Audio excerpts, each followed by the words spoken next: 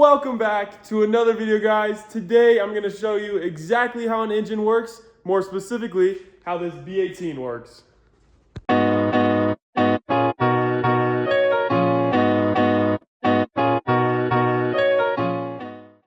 Understanding exactly how the motor works is going to significantly help get everything together exactly how it's supposed to go. I'm going to be giving you guys torque specs. I think I'm going to measure out the bolts so you can know exactly, like if you get a pile of bolts, you know exactly what bolt goes where. But yeah, it should be pretty cool, very informative. I'm trying to switch it up a little bit, see what works better. But yeah. And here is the victim. This is how the motor came to me, right?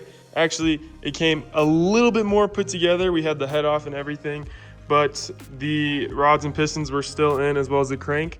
All these were missing. I got these in a bag, as well as the rod caps. So if you don't know, which I'm just gonna assume you don't know anything in this video, just so I can be as informative as possible, these rod caps and rods are stamped. You can see the number 2 on that. So that's how I matched these up. There's 2 3s in the middle and 2 2s on the outside. I just matched whatever kind of looked the most right, if that makes sense. So this one you can see on this side, it's more of like a thinner line too. I don't know why it won't focus. It is very annoying. Anyway, it's like a thinner line too, and this one is thicker, so that's kind of how I came up with that. But yeah, all these main caps are labeled 1 through 5. The arrow points towards timing, so I'll show you what that means here in a second. So on almost every motor, it's going to start with the cylinders 1 through whatever, starting with the timing gears, right? So it's going to be 1, 2, 3, and 4 for the cylinder number. That's pretty important for matching all this stuff up. The numbers on the rods for the B18 don't mean anything in correlation to where they go on the actual motor. These are more of like the manufacturing, how big they actually are and what size factory bearings are supposed to go in there. So don't worry about the numbers unless you're matching up the rod caps with the rods. That's pretty much what I use them for. If you get more into depth on building stuff, there's a whole science on what kind of bearings you can buy that are specifically for the number rod you get. But eventually every one of these motors is gonna have forged internals. I can just feel it. But yeah, so to start off some vocabulary, we got the piston, right, is this floating piece. This is the rod, right? Rod, piston, main caps. These I'm going to show you later. This is what holds the crank in the block. So that's all machined. You can see the half or the moon shape. This whole assembly is the cylinder head. You can see these are the cams right here, and these are cam gears, right? The cam gears get bolted on the cams. Some cam gears are pressed on the cams, depending on what motor you have. These are cam caps, right? The cam cap bolts. This is where the distributor gets bolted up. The distributor is responsible for giving spark to the, well, it's like an electronic charge that goes to the spark plug, and the spark plug will spark, igniting the air-fuel mixture. So more on that air-fuel mixture. The crankshaft is going to spin, and you can see it has a very specific pattern, right? So this is the axis that it spins on. So this will move right here, then it'll move back right here. And it's just a big circle around and around, just like you would think a piston in something else would do, right? So essentially that's going to squeeze. As the piston's coming down, it's gonna suck in fresh air and fuel that is sprayed out by the fuel injectors or mixed in with the carburetor. And then it is going to be pushed, right? That's where your compression comes in. The spark or the spark plug is going to ignite the mixture. It's gonna force it down, and then it's gonna come back up, and the exhaust valve is gonna open and let all the exhaust air come out. So I'm gonna show you those valves on the bottom of the cylinder head right now. All right, this is what the valves look like on the bottom of the cylinder head. It's kind of hard to see the intake valves because there's a lot of carbon, but yeah, intake valves are usually bigger than exhaust valves because it has to let in more air than it has to let out necessarily. And that's just the way the porting goes. You'll see the intake ports are a lot bigger than the exhaust ports. An easy way on the B series cylinder head to figure out which is exhaust, which is intake. The intake side has the distributor on it. The exhaust side has just a cap. On the VTEC heads, it'll have a VTEC solenoid that goes kind of right there. Another way is the shape is very different. These are just big ovals, and these are just a weird, I would say, triangular circle, triangular oval, whatever you want to call it. If you get the cams out of your cylinder head and you're kind of concerned what goes where, right? The distributor or the intake side of the cam has a notch on the back side, the opposite side of the actual cam gear. So that will always help you put it in the correct spot. The exhaust side does not. So that's an easy way to know what cam is what. But yeah. Another thing, if you're a beginner, you might accidentally try to put the cams in the wrong way. Just know if there's any kind of coolant ports on any side of the head, that is not where the cam gears go, right? The cam gears wind open. There's nothing on this side at all. So that's another little easy trick. You know, I'm just assuming you don't know anything. I'm sure you know a lot of stuff.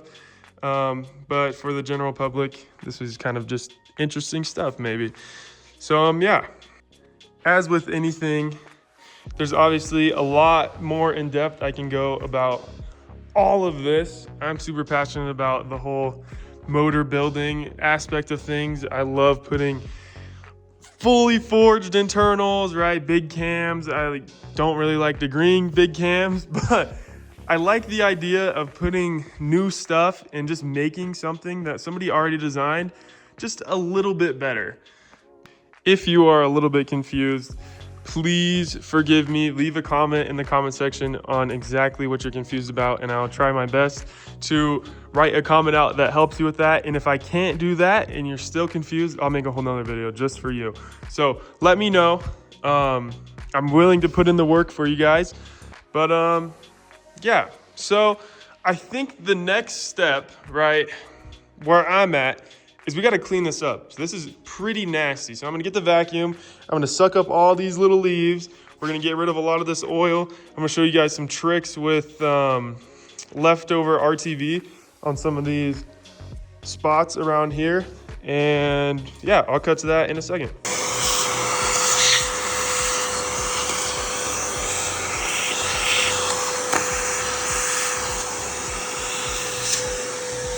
Okay, so we got all the nasty stuff that could fall into our motor and contaminate it sucked up. I still have to get all of this cleaned up. What I usually like to use are microfiber towels. If you don't have that, just anything low lint. You don't want really anything getting in this motor.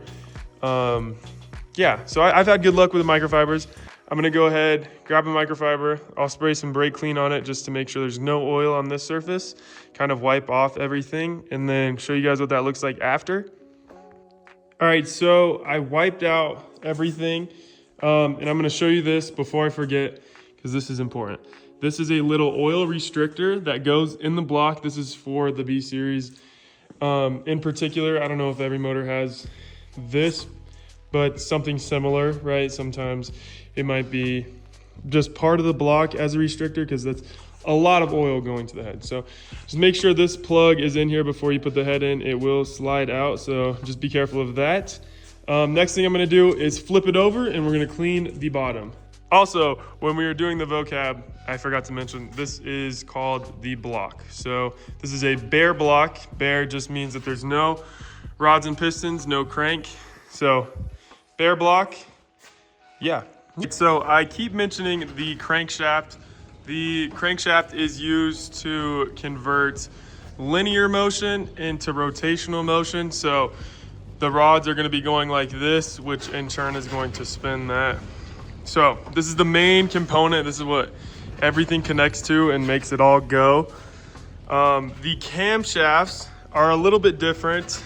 They have to be timed up to match this. The actual camshaft's job is to just control the lift and duration. The lift being how far it pushes the valve down, and the duration is how long that it holds it down for. So those are two huge components of the motor. I would say arguably the most important. You know, nothing can work without the crankshaft. There's motors that use different kinds of cams, like push rod style, which just doesn't have the cams over the head. But yeah, so back to building this. The next thing I'm gonna do is wipe out the inside of this, and then I'm going to put the new rod bearings in, and I'll kind of show you guys how to do that. I have to hold the phone with my left hand so I can kind of push them in. This is what the main bearings look like, brand new. And you're gonna see they only go in one way on this motor. Right, so with this motor, there's two different main bearings. This is going to be the block side, and this is going to be the main cap side. You can see on the block, there's a notch off center, right? That's an easy way to tell. Some bearings will look different. You can see the notch is off center on this one, and then it's centered on the main cap side. So I still have the bearings in this one. I'm gonna show you how to take those out in a second, but I wanted to make sure you guys knew. It's kind of hard to mess this up, but it is possible. So middle, main cap, off center, that is going to be the block. An easy way to get these bearings out, you see the side without the notch, right? I like to push on it until it kind of starts sliding out, and then you can just pop the whole thing off. So easy, you could do it with your non-dominant hand. In this case, it's my left hand. Then the installation is going to be pretty similar. So you're gonna take your bearing, line it up with the notch, right? You can see I like to get mine pretty close to the top just so it's already kind of there. And then you're just gonna wanna push on this side like that. Make sure you push down on both sides so it's fully seated. And then bam, that's the bearing installed. Pretty easy. Go ahead and do the rest of the caps. While I'm here, I'm gonna show you, it's the exact same thing with the block. So you're gonna set the notch in where it goes. Just like that, push down. Make sure it's flush right here, push down right here. Make sure that's all flush. And bam, we got the bearing in the block. So with all the bearings installed, you can see, we're gonna go ahead, grab the crank. This long piece goes on the timing side because it has to hold the timing gear and the harmonic balancer. The timing side is the side of the motor with the oil pump. This is an easy way to tell on this motor, right? 3 little holes. Also, the other side looks a lot different, and you can kind of see the transmission has to bolt up right here. So I'm gonna do that right now, get the phone on the tripod, and then show you the next step. All right, so I'm gonna go ahead and just set the crankshaft down pretty gently. There's some other bearings that we have to put in to make sure it doesn't wiggle back and forth. But right now, we're going to turn it and get ready to do some plasti gauge. So I'm gonna show you what that is in just a second. So as always, make sure everything's clean, right? We're gonna wipe it all down with the microfiber again. And then I use green plasti gauge for this. This is going to be used to check the gap in between the actual bearing and the crank. So I'm gonna put a little slice. If you open this up, you're gonna see, there's a little tiny piece of plastic. You're gonna break off little pieces, right? So I'm gonna take a little piece right now, and then you just set it down on one of the crank journals. If I can get it to leave my finger.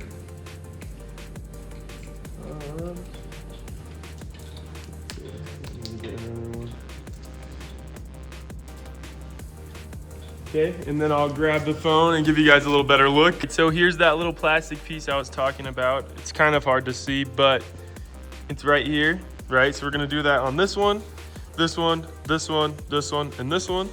Put all the plastic pieces down, and then we're gonna grab all of our main caps and then gently put them on top, and then I'll show you what to do from there. So I got the caps in. You can see it goes 5, 4, 3, 2, 1, and all the arrows point towards the timing side. Also, I tightened these. These are a 14 millimeter bolt. I'll measure them in a second and show you guys how long they are. All I did was tighten them just hand tight for right now. Then I'm gonna grab the torque wrench and we're gonna torque them down. All right, so the bolts for the main caps, you got 1, 2, 4, and 5 are gonna be around 9.5 centimeters, where number 3 is special and the 2 bolts are going to be almost 10.5. So that is the measurement for those bolts. All right, so we're gonna tighten this 22 foot-pounds first.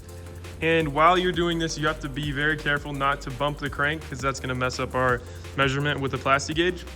So you can see, I'm gonna hold the engine stand. So we're gonna go all the way through. Tighten it in like kind of a crisscross pattern starting from the middle. Put it on this one. We're gonna go over here.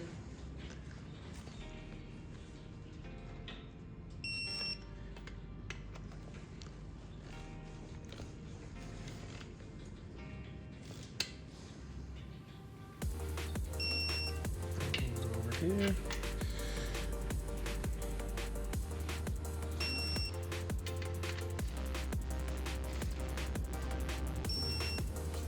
And then last but not least, this one.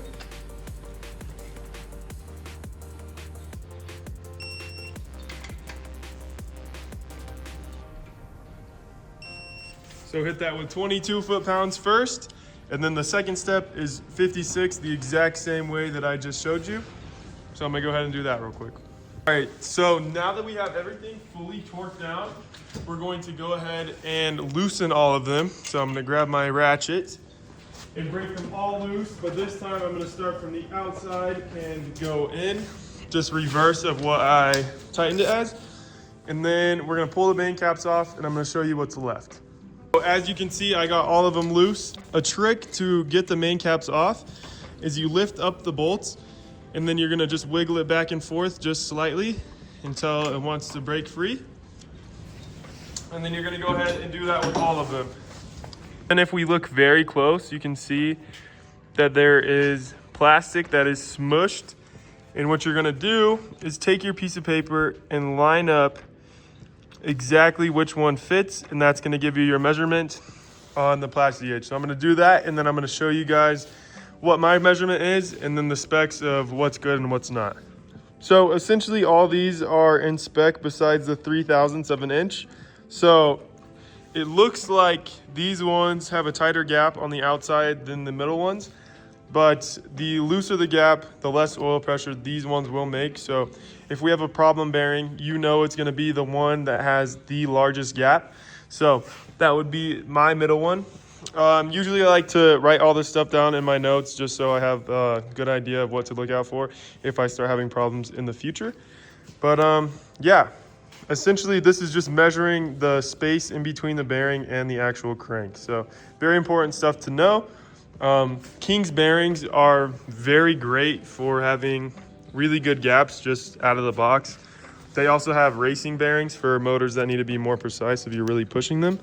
But yeah, next step is to take some brake clean and the microfiber and get all this plastic off.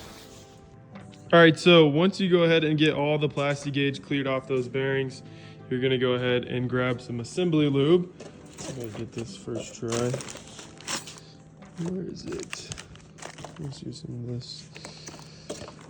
Get some assembly lube, and we're gonna lube up each of the bearings, and then drop the crank back in and do that whole torque sequence again. All right, this is the type of assembly lube that I like to use. They have it at most auto parts stores, sometimes even Walmart, but essentially what you're gonna do is just put a fat little glob just like that, and then we're gonna spread it out with the glove on right before. You don't need too much, but if you put a lot, it's not gonna hurt. So you'd rather have too much than too little.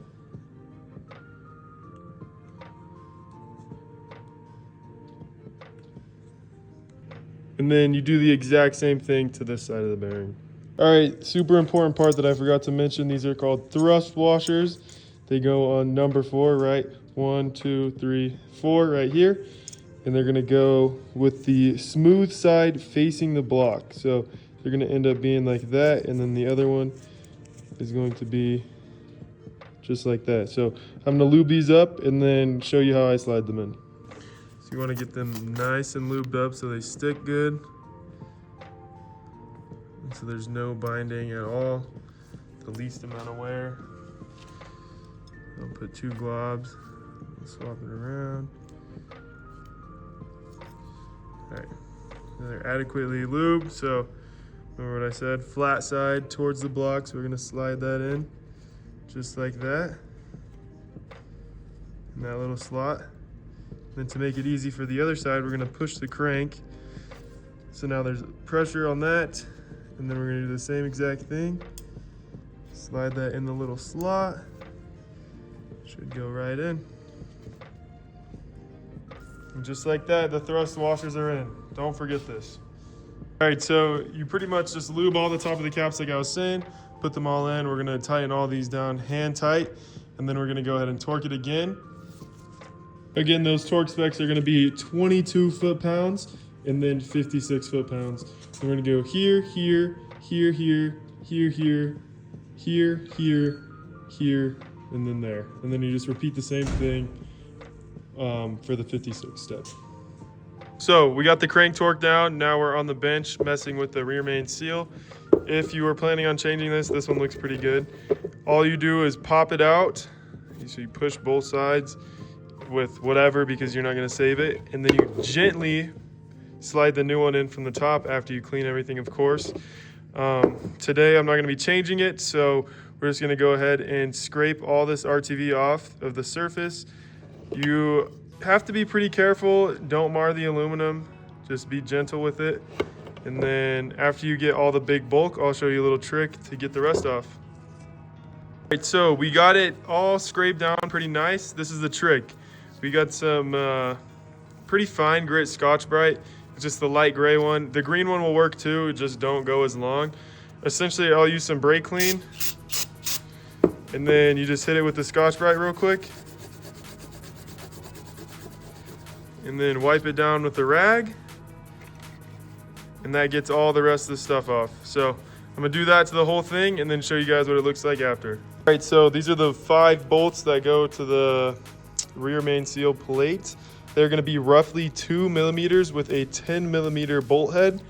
So there's that. The way you're gonna put RTV on this, I use Honda Bond, which is Honda's RTV, is you're gonna thinly spread it, very thin, but not like thin enough to where you can see metal sticking around, so make sure you have a good coating on everything. I'm gonna go ahead and coat it and then show you what that looks like.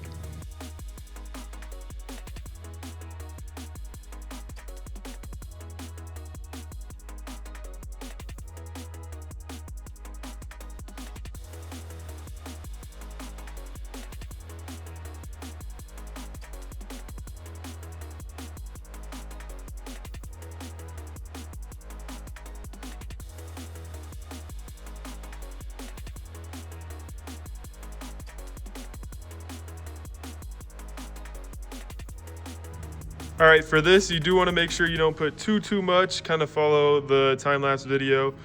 It's not super thick, but there is decent coverage on everything. If you do it too thick, some of the RTV can get squished out and then clog your oil pickup, which will spin a rod bearing. It'll mess up your motor big time. So just be careful with this, but yeah. So you also have to prep the surface of the block. That is another thing that I forgot to mention. The same exact way you prep the actual rear main seal piece. So I'm gonna go ahead and do that real quick. It is gonna be a little bit more difficult if you have it on an engine stand because the engine stand's in the way. But yeah. All right, so make sure it's all clean of oil. You can do that with brake clean. That's the easy way. And then you wanna slowly slide this on and make sure you don't pinch your rear main seal. And then simply just push it into place. Just like that. And then we're gonna get our screws or our bolts and put our bolts in. And the torque spec on these are gonna be 7.2 foot-pounds. So we got all that torque down. I'm going to use the Scotch-Brite and pretty much clean up the rest of the block just like we did with the other stuff. But yeah, I'm gonna go ahead and do that real quick and then show you guys what that looks like after. So next part is this oil pump. You prep it the same way you just prep the rear main seal. There's gonna be, let's see, 6 bolts. 2 of the bolts are 12 millimeter by, I think, let's see, I wrote it down. The 12 millimeter for the head by 7 millimeters for the length, and the 4 smaller ones are going to be a 10 millimeter head by 3.5 millimeters in length. And then you got to do the same exact thing with the RTV. Cover all of this and then slide it on. You got to be careful of the seal as well. And then these ones get torqued down to 16 foot-pounds, and then these ones are 7.2. So I'm gonna go ahead and do all of that and then show you guys what the block looks like with all that stuff bolted down, and then we'll go from there. So when you're installing the oil pump, you have to watch out because it'll only go on 2 ways, right? So there's a flat piece and there's that piece. You can see there's a flat piece right here and a flat piece right here. This doesn't really matter. It could be either way and it'll still go on. So just line up the flats, whichever way you think looks better, and it should slide right on. All right, so before you put the oil pump on, you got to make sure you have this O-ring right here. This is going to seal the main oil flow into the block. So make sure you have this, and then make sure when you put it on, it's fully seated too, because that could be a huge problem. All right, and that's what it looks like with it just installed. It should go on relatively easy. It just slides on just like that. And then there's little dowel pins, so you can squeeze it to fit them into the dowel pins. And then you're gonna go ahead and put all of your bolts in there. So here is the location of the 6 bolts. There's the larger 12 millimeter head bolts up top. Then we got the 410s on the bottom. But just like that, these are the bottom ones are the ones that you torque down to 7.2. This is 16, but it's on there. You should see the RTV squeeze out of all the little cracks. That's how you know you had enough RTV on there. It shouldn't squeeze out too much, but just the little kind of angel hair pasta, a little bit smaller than that, you know? So yeah, next step, we're going to turn the motor over and we're gonna get ready to put those rods and pistons in. We got the motor flipped over. Same thing as the bottom, we're gonna wipe down everything and make sure it's all clean again. Get some brake clean, get all the oil off right now. It's gonna get oily again, so we're gonna have to wipe it one more time. But yeah, I'm gonna clean it real quick and then show you guys it clean, and then we're gonna go ahead and prep the rods and pistons. All right, so I'm gonna show you guys how to do one, and then pretty much all the ones after this are gonna be the exact same. So first thing I'm gonna do is take the old piston rings off. So you're gonna see there's gonna be an opening. You are going to push the backside so you can get at the actual opening, and then you're gonna slowly peel it off, kind of twist it around like this. That's the easiest way I found to get them off, and kind of putting them on is close to the same exact thing. So I'm gonna do that with the second ring. The second ring is a lot more fragile than the top ring, so just be cautious because I've broken a few of these in the past. The oil rings are a little bit harder to get out. These usually have the most carbon buildup. So you're gonna see just an opening. These ones are very fragile as well. More of like they'll just bend. So with the old ones you don't have to be as careful with because obviously you're not gonna use them. So just be careful when you put the new ones in. You're gonna keep finding or looking for the gap. You can use your fingernail or a flathead. Just be careful with the flathead because you can scratch the piston. Pull those off, and there's gonna be another gap in the actual middle piece for this oil ring as well. If I can find it. I'm trying to look through the camera and do this at the same time. It's kind of weird. Well, it's gonna be right here. You can see how those two squares are a little close together. Here we can pull it apart. So this one's kind of hard to get out, but just like that. So next thing I'm gonna do is wipe this down, and I'm gonna very lightly use some Scotch-Brite to get rid of all this carbon buildup. You have to be very, very careful and make sure you use a fine grit Scotch-Brite because you don't want these to be oval or have too much play. This is at your own risk. If you don't want to risk anything, you can use just a rag and brute force through this. But I like to use a little bit of an abrasive just so it helps me out a little bit. So I'm gonna go ahead and do that and then show you guys what it looks like with the carbon removed. And then we're gonna focus on the bearing. All right, so I got it all clean. We're not striving for perfection. We're just trying to get a lot of the carbon off the outside so it has a smooth, clean way of moving, right? Just wiped a bunch of the corrosion off, or not corrosion, carbon. But I also wiped these down. So we're gonna grab a new bearing, and this is just like the main bearings, except these don't have a top or bottom, these particular bearings. Some of the rod bearings will, but these ones don't. And if they do, they'll say like top or bottom on it. If it's bottom, then it's gonna be the cap. Top, it's gonna be the actual rod. So I'm gonna put some new bearings on it, and then I'll show you guys how to put the new rings in. Okay, so these particular NPR or Nippon piston rings are gonna say oil, second, first. First one's on the top, second, oil rings on the bottom. So you always start with the oil ring because that's the one that goes on first. So just open this up gently. I got a little knife, but there we go. All right, so it's gonna come with 8 of these really skinny ones and 4 of these ones. So we're gonna take one of the weird crinkly little piston ring. This is gonna be the oil ring. We're gonna put this on, and this one's really easy to get on because it flexes really nice. And then you're gonna see the gap right there, right? It's the littlest one. So you can open it a little bit so I can show you. I can't really grab it, but that's the gap right there. So we're gonna put the bottom ring, and we're gonna line it up down here, just like that, and we're gonna slowly pinch it over so it goes on nicely. So then if you're looking, we have a gap here, we have a gap here. We're gonna take one more of these really skinny ones, and we're gonna put it up here so they're staggered. So it's going to be a gap right here, a gap right here, and then a gap down here. This is pretty important to not let oil through. The way I like to do it, have those gaps, right? Intake side, I use the valve cutouts. So I'm gonna put the oil ring, the middle one, lined up close to right here. You just don't want a gap to overlap, right? So we're gonna do the bottom gaps, and you could recheck. So it's gonna be, see this top one moved a little bit too much. So you can just slowly slide it. So again, top gap, there's that middle gap,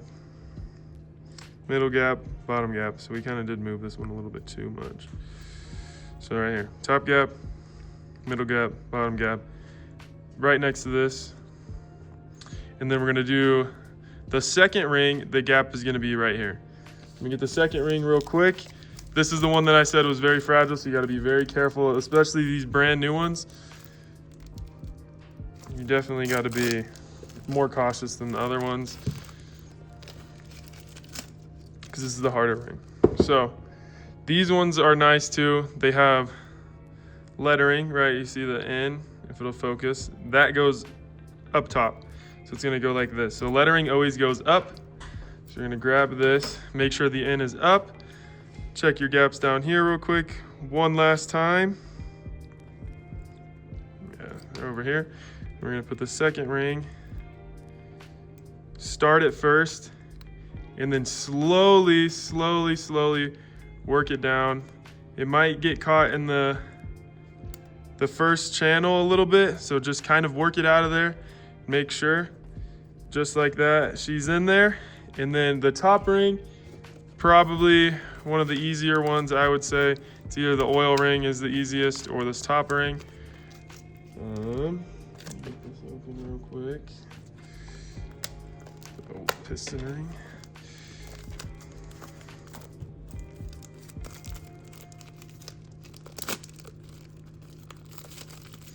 All right, same thing as the second ring. They're going to have lettering. That's gonna let you know which side goes up. So you see the little ends, end points up, a little refreshment.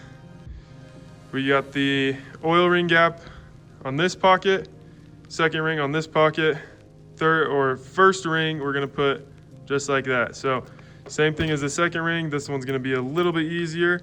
We're gonna slide it into that gap.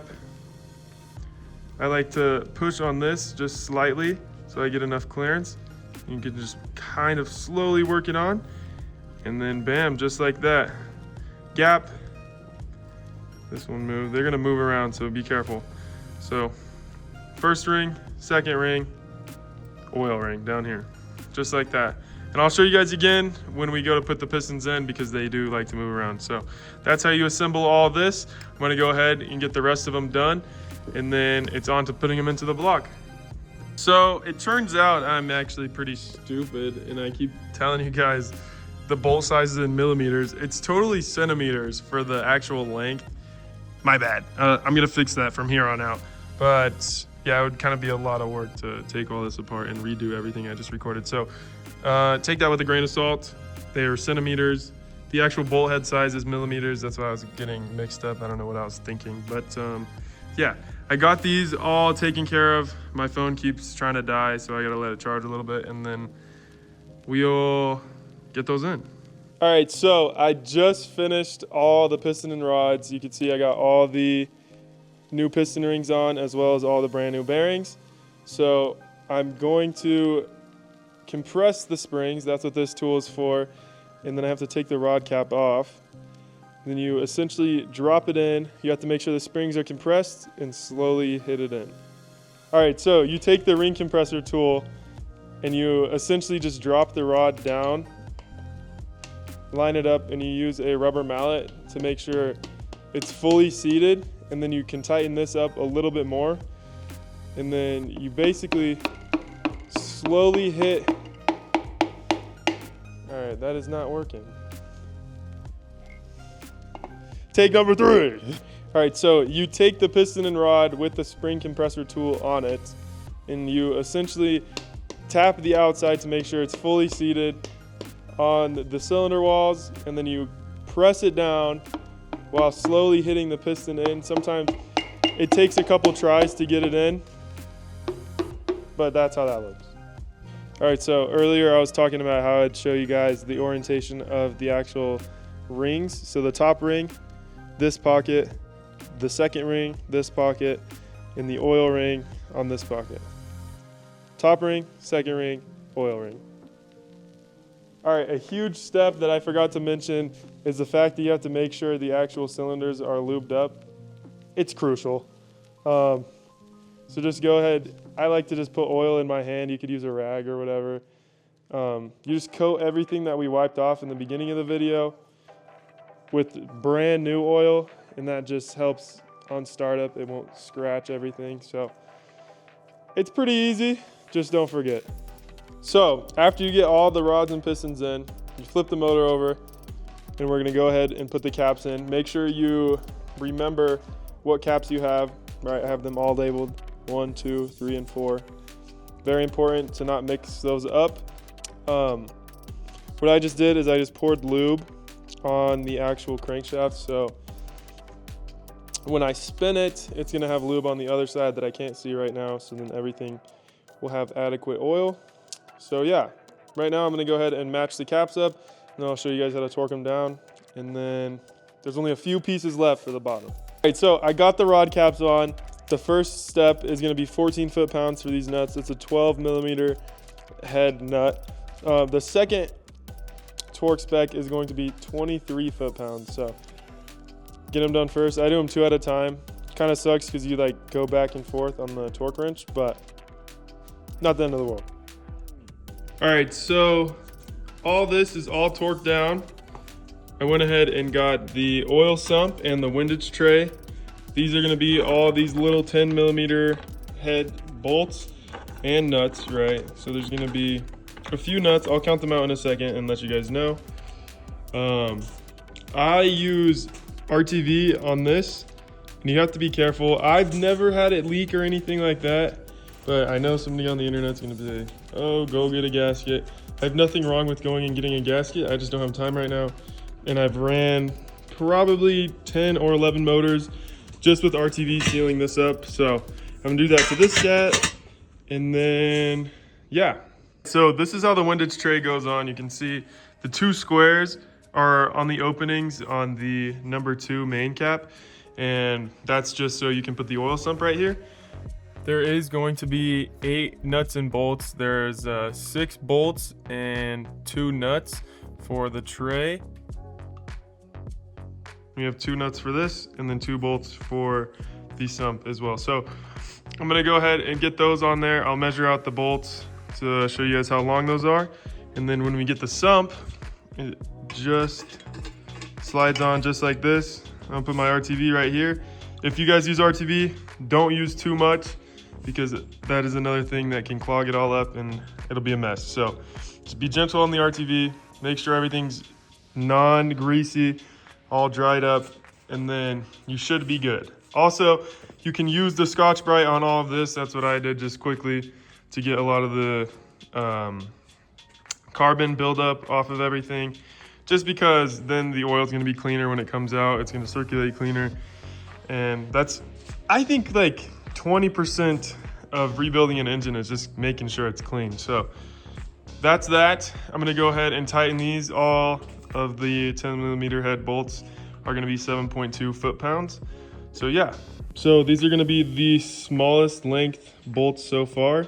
They are roughly 1 centimeter or 12 millimeters. So I'm gonna go ahead and put those in. All right, so I got all these torqued down. Next step is the oil pan, which is back here. You guys gotta make sure you clean out the inside. The outside being dirty doesn't really matter that much. Just as long as the inside's clean. I'm gonna wipe it out one last time, and then I'm gonna get the gasket and show you guys how to torque this down. All right, I use the Felpro oil pan gasket. It's around 40 bucks. And you gotta make sure you get the one that has the metal in between. These ones last forever. I got the oil pan cleaned out. It just slides on there like that. I can't do it one hand right now, but yeah. All right, so before you put the gasket on, you gotta put RTV on all these cracks just to make sure it won't leak. There's 4 different places. I just kind of smear a little bit on there and call it good. So the bolts for the oil pan are going to be like 18 millimeters long. They also have the 10mm head. So get all those in. The nuts are all the same on these motors, the 10mm nuts at least. But yeah, so I'm gonna put all of these in, and then you torque it down to the same 7.2 foot-pounds, plus or minus like half a foot-pound. So yeah. Right, so all those are torqued down, so we're gonna go ahead and flip the motor right side up. So we got her all flipped around. I have some ARP head studs that I'm gonna use instead of the factory head bolts. For the LS non-VTEC head, there's gonna be 2 longer ones, and these ones go in the middle slots. Just like that. Same thing goes with the normal head bolts. The 2 long ones go in the very middle. You can see all the holes right here. With the ARP studs, they come with washers and nuts. It's a 13mm head or 1/2 inch, whatever you decide. But yeah, so I'm gonna lube up the bottom. Some people don't lube the bottom, some people do. I've always lubed up the bottom and never had a problem with it. So I'm gonna lube up the bottom of these threads, and then I am going to thread them in the block. For the ARP studs, they don't need to be torqued down. It's supposed to be hand tight and maybe just a little bit past that with an Allen key, but no crazy torque for the bottom studs. And then we're going to put the dowel pins in. I'll show you where these go. And then we're gonna throw the head on, and then I'm gonna show you guys how to assemble the top of the head. All right, so looking at the motor from the top, this is the bell housing, this is the timing stuff. The dowel pin goes on this side, and the dowel pin goes on this side right here. And essentially all you do is just slide them in, and they should just pop into place, just like that. And then when you put the head on, it'll squish it all the way, the rest of the way down. That pretty much just lines up the head gasket, lines up the head, make sure everything is exactly where it should be. So I'm gonna go ahead, put the other dowel pin in. I'm gonna put the head gasket. On the head gasket, the words go up. This is just another Felpro head gasket. I'm a huge fan of the Felpro stuff. So I think they're great. Anyway, yeah. So I'm gonna go ahead and do that, and then I'm gonna set the phone up on the tripod and kind of show you guys how I lift the head and put it on here. Okay, so I like to wipe the bottom of the head down first to make sure there's no oil on it. And then after you get all of that done, you take the head and you just line it up to the studs you just put in and pretty much just set it down. It'll kind of lock into place, and then you're off to the next step. All right, so the next step with the ARP head studs are these washers, and you're just gonna wanna set them down on each of the studs. On the non-VTEC heads, it's a lot easier. Make sure you got some oil on it. I use the ARP assembly lube, that works pretty good. Yeah, so you just drop them down on each one, and then you're gonna do the exact same thing with the nuts. The nuts are a little bit more hard because you have to kind of screw them on a little bit. And then I like to just hand tighten the nuts in the same order that it's supposed to be torqued down. So I'm gonna go ahead, grab those nuts, but first, one crucial step, you have to put some ARP lube on the actual thread. And the way I like to do this is with the flathead screwdriver. So I'll scoop some out onto my flathead, and then I'll go on the actual threads of the stud, and I'll kind of just make sure there's lube on the threads. It doesn't have to be perfect because the nut is going to spread it out nicely, so don't try too hard and like take too much time on this because it's really not a perfect kind of thing. I'm gonna do this real quick, and then we can put those nuts on. And then tighten those nuts down. The head will be torqued, and then we can throw these cams in. Okay, so I got all those nuts on there. Just threaded a few. So now I'm gonna go ahead and just slowly, we're not gonna let it actually torque or nothing like that. Just like that, one click is plenty.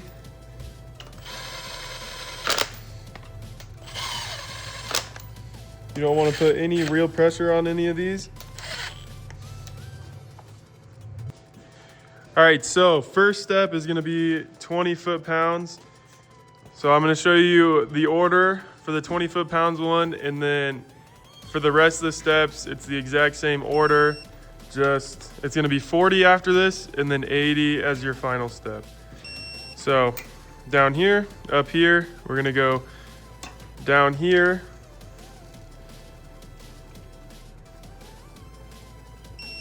and then diagonal,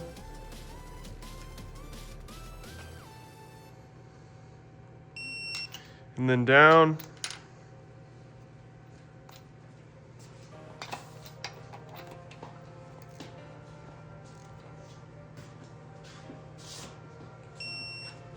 diagonal again,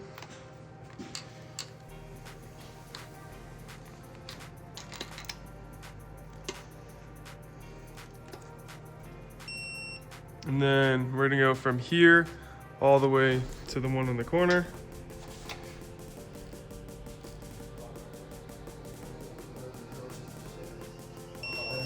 And then from the one in the corner, we're gonna jump to the other corner. And then we're gonna go down.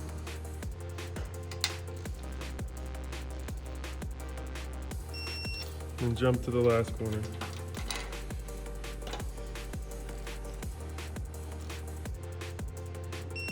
And that's the torque strike, or torque sequence. So I'm gonna do the exact same thing, but 40 foot-pounds, and then I'm gonna do 80 foot-pounds, and then the head's gonna be torqued. All right, so after you get the head torqued down, it's time to throw the cams in, but you have to lube everything first. So we're gonna get our assembly lube that we're using for the crankshaft with the rod bearings and everything. And we're just gonna hit all these journals. It's a nice glob.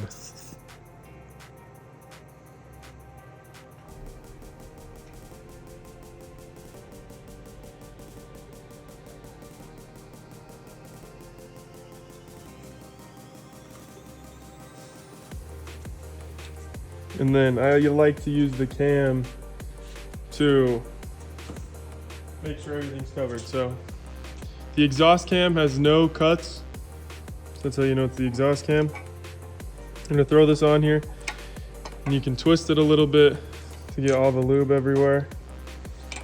And then I'll show you the orientation you want to torque them down at. Okay, so when you put the cams in, you want the arrows as close to up as you can get them. I have the bottom at top dead center. I'll show you guys how to do that in a little bit. But this is just gonna make it easy so you don't accidentally try to tighten it down and have a valve hit a piston. Another thing you gotta watch out for are these seals. The caps on this side are gonna move the cam to where it's supposed to be. So just check, put these ones on first, and then make sure the seals are lined up good and you're not gonna have any leaks.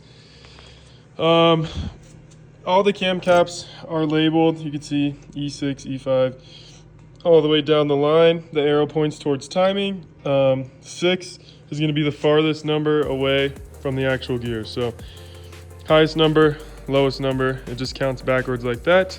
Or if you're looking at it this way, it's gonna count forward. Another thing you guys gotta watch out for is putting this where it goes. So this is just a cam cover cap, whatever you wanna call it. It just goes right here on the exhaust side since there's nothing else that goes over here. We're gonna put that right there, and we're gonna grab the cap and put the cap where that goes. Just like that. You can see it kind of moves the cam a little bit to line it all up, but that's it. So the bolts that go right here are going to be 4 centimeters or 40 millimeters on the outside too. The inside ones are going to follow all the way. These ones are the same, right around 4 centimeters, and that's on the outside right here, and then on the outside right here as well. The inside ones are going to be longer at just about 6 centimeters, and that's the same thing. It follows this and follows this. So I'm going to get all these in. The only other different ones are going to be these, and these are pretty long. Let me measure them real quick and see. Those ones are going to be around 6 centimeters as well. And that's it for the head. So I'm gonna put these caps on, I'll show you a little time lapse, and then we'll torque them down.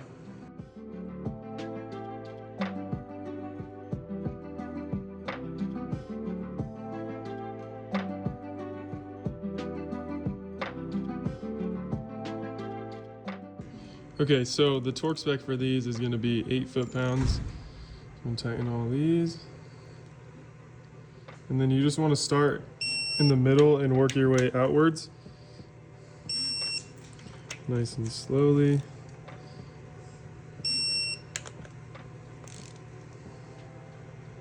Just alternating sides every time.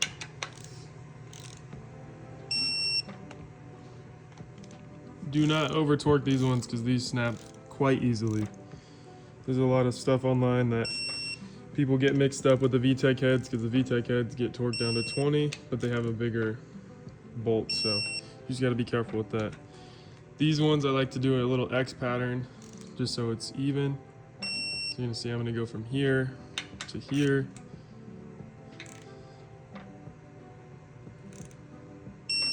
And go up, then cross back down.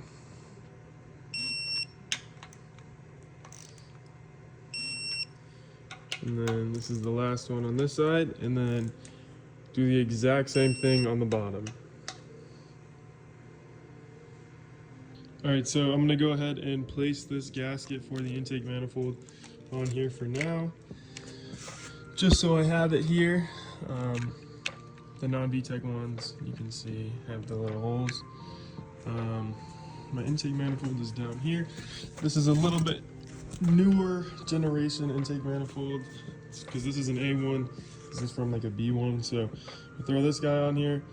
These are just held on with some 12 millimeter head nuts. But yeah. Okay, so the next thing to go on is going to be the water pump. So we're gonna go ahead and put our seal where it goes.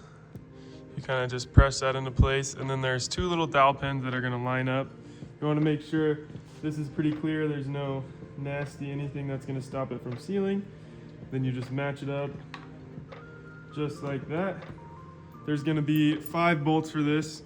2 are gonna be 3 centimeters and 3 of them are gonna be 2.5.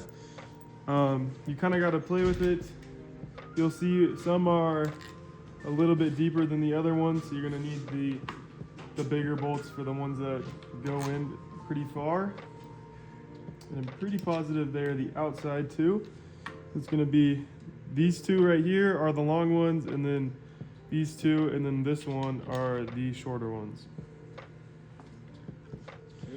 These are gonna be the same 7.2 foot-pounds. I usually just set the torque wrench to 8 and tighten them down. Let's see. Gonna be a little bit even.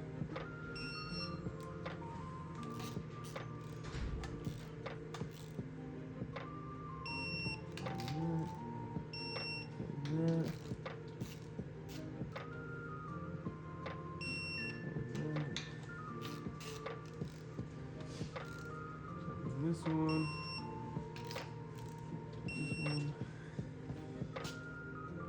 So the timing tensioner has a very weird bolt. It's really hard to mix this one up. It's like a thin 14 millimeter head. So we're gonna slide this. There's gonna be a little pin that you're gonna see that it kind of just fits into, and then you're gonna tighten this just with your hand for right now. And then we'll tighten it the rest of the way after we get the belt on and the timing set.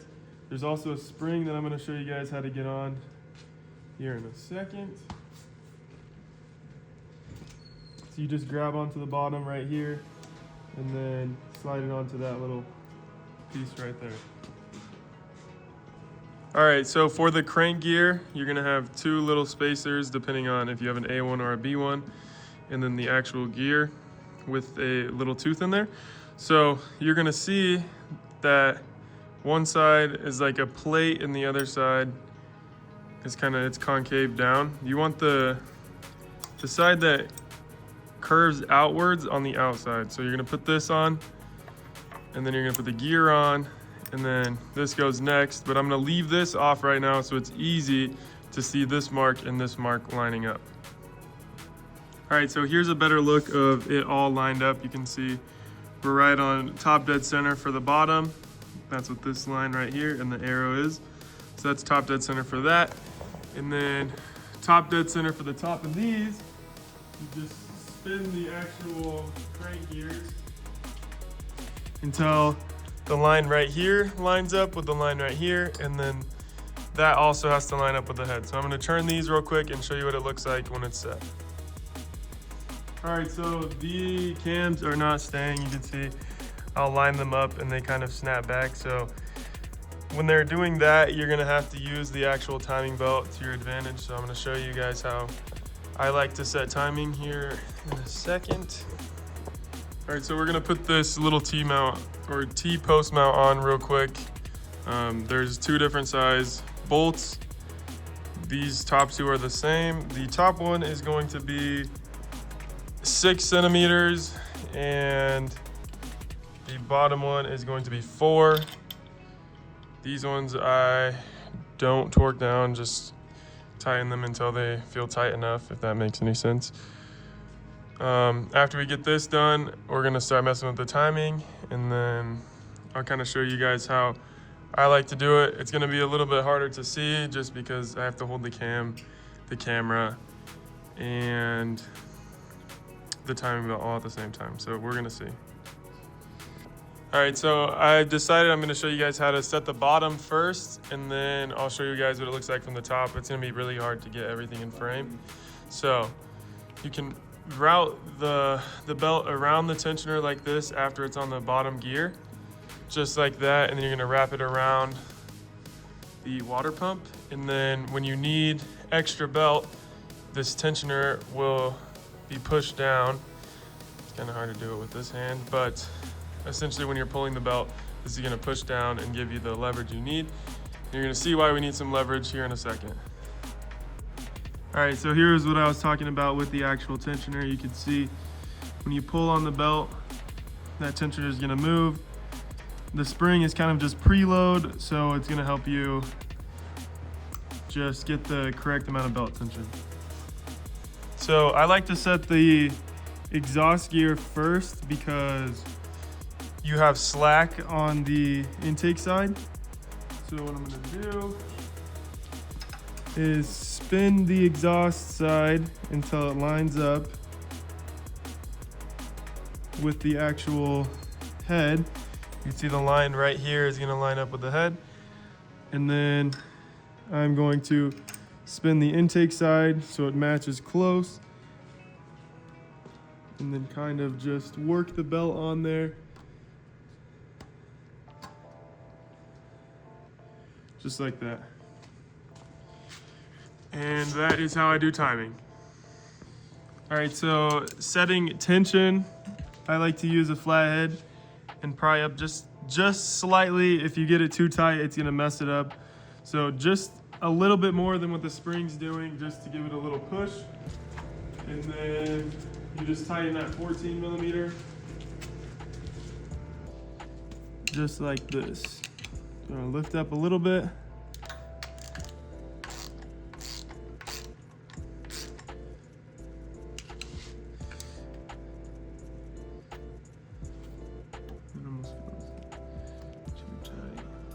All right, so here's kind of what the belt looks like when it's tensioned.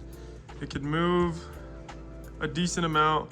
You want it to make like a deeper pitch. If it's a guitar string, right? You don't want it to be higher pitched. You kind of want it to be like a loose rubber band. The torque spec for this is going to be 40 foot-pounds. So tighten that down, and then we're going to spin the motor over twice and make sure all of our timing marks are still lined up. All right, so I just spun it twice, and if you guys are wondering which way you spin it, it's loosening the bolt. These engines spin backwards.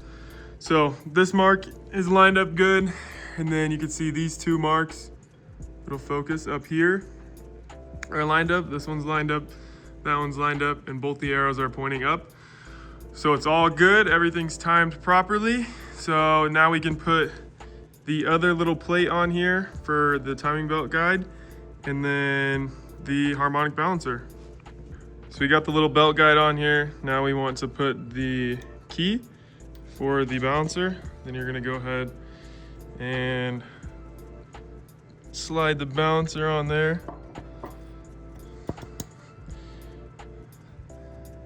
See, and I moved the key, so we're gonna have to try that again.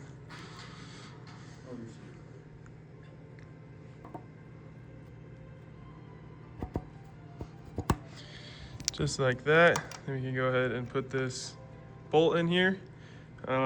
Usually I'll tighten this with an impact, probably a bigger impact. I don't push these ones down. So just use your biggest impact and give that some ugga-duggas. All right, next step is going to be the valve cover. I just put the new gasket on. We're gonna set this on here, but first we're gonna put RTV in this little corner, this little corner, this little corner, this corner right here, this corner right here, this one, and then lastly this one right here.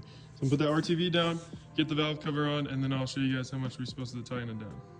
Okay, here's what that RTV looks like. Don't have to be perfect with it, just get some in those corners just so it doesn't leak. All right, so the torque spec for these are gonna be 7.2 foot-pounds. You can see they're a pretty wonky looking nut. It's kind of like a dress-up thing. But I always start from the middle and just work my way outwards. But yeah, I'm gonna go ahead and torque that down, and then I'll show you what's next.